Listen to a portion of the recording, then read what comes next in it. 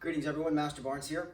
This short tutorial video will cover one-step sparring 6 through 10.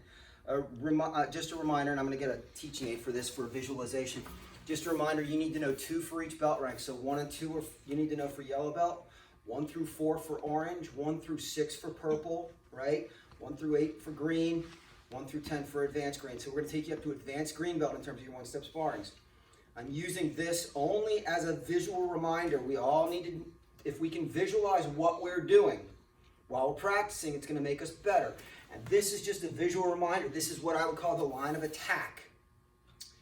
All the one steps we're going to do in this video are designed to help us defend against an attack punch to our head, specifically to our philtrum, right here where our mustache would be. So this is the line the attack is coming on. It allows me to move, and I'm always going to move in relation to this line to make sure that the first thing I'm doing is avoiding the attack, defending myself. Okay? So, and also remember, I'm going to do these inverted, which means if you're doing them like you're looking in a mirror. So if I go like this is my left hand, you're facing me, you stick out your right hand, we should both have our hands pointing that way. So you're going to be doing it correctly. This way you don't have to think about, oh, how do I switch legs and all that other stuff. So, your beat, and I'm going to line up. So again, we're on number 6 here. Remember also, the odd numbered one-step sparrings, 1, 3, 5, 7, 9, and so on and so forth, are hand techniques. The even numbered ones, 2, 4, 6, and so on, are kicking techniques. They'll all have kicks in them. So for number 6, I'm going to step back. I mentioned in the last video, in the first video on 1 through 5, a lot of these are a lot of the one-steps are like pairs.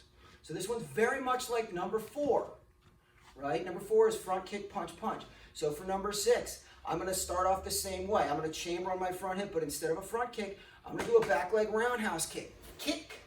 I'm going to re-chamber. I'm going to step out. Punch just like it did in 4, but this one comes up. Chop. Like that. So again, number 6, back like this, chamber, make sure your hands stay where they are. Roundhouse. Kick. Punch. Number 7, one of my favorite ones. Person punching me is stepping on this side. I like number 7 because I get to step outside the punch. Instead of coming in here, I'm going to go outside that punch. So I'm going to chamber like this. I'm going to step on a 45. Remember, this is straight ahead. That's sideways. Halfway between is 45. So I'm going to chamber like this. I'm going to step 45 into a horse stance and block. I'm going to punch below their arm into their rib cage and over their shoulder to their head. So again, number 7 from here. Number 8. Number 8's the only one where you're going to step back with your left foot. Remember, it's a kicking one. So from here, I'm going to step back on this side. Here's one of the things we see with number 8. I'm going to do it first, and then I'm going to show you some of the mistakes people make. Okay? So what I'm going to do is I'm going to chamber right here, but I'm going to retreat. I'm going to turn away from you, and I'm going to pull this foot all the way back and look over the other shoulder. Then the leg that didn't slide, I'm going to do a back kick. Kick. Excuse me, step out. And punch. That wasn't very good from a balance standpoint. So one more time, like this.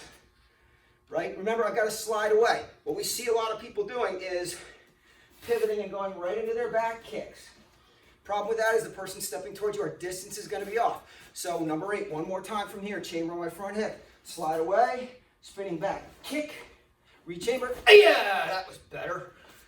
Borrow. Number 9. Number 8's kind of an outlier. Number 10's kind of an outlier. Number 9 and number 1 are almost identical. Right? Remember, number 1, step, wave, punch.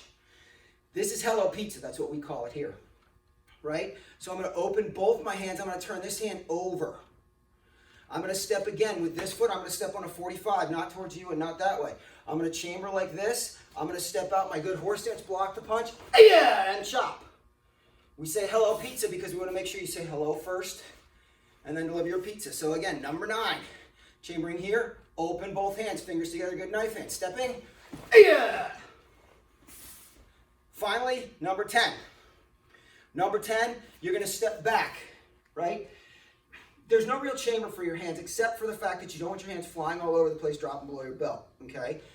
It's just a middle high side kick. I've always thought of the first side kick is almost a fake, like you get them to drop their hands and to defend the lower kick, okay? So it's gonna be middle high side kick. The other thing is I always pivot more. In other words, the first kick I don't do a full pivot because then I gotta rechamber and it's a little more difficult. So I'm gonna do a middle high side kick. So from here, one, and then put that foot down and come down.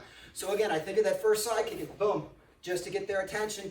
Might not hit them, but the second one, bang, right in the head, okay? Or the midsection or whatever you choose. So again, number 10, I just wanna make sure I keep my hands up. Here we go. One, and then rechamber and come down with my kicking foot in front. Again, remember, take your time, angles and stances.